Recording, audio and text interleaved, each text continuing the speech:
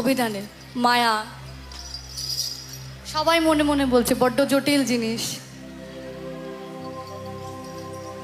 এটা সহজাত প্রবৃত্তি। কিছু কিছু বাক্য এমনি এমনি আসে, অত এক্সপ্লেনেশনের দরকার হয় না। এখন যদি বলি মায়া, বাবা বড্ড জটিল, ওসব মায়া কাটিয়ে বেরোতে হয়। অবশ্যই আমার একার নয়, এখানে যারা যারা বসে আছেন বা দাঁড়িয়ে আছেন প্রত্যেককে মায়া কাটিয়ে একদিন বেরোতে হয়। কিন্তু সেই মায়া নিয়ে আমরা কেন এখানে বসে আছি সেটাই বাউল সম্রাট বলছে। কি জাদু নিয়ে, কি মন্ত্র নিয়ে আমরা এখানে বসে আছি, কি বলছে বাউল সম্রাট?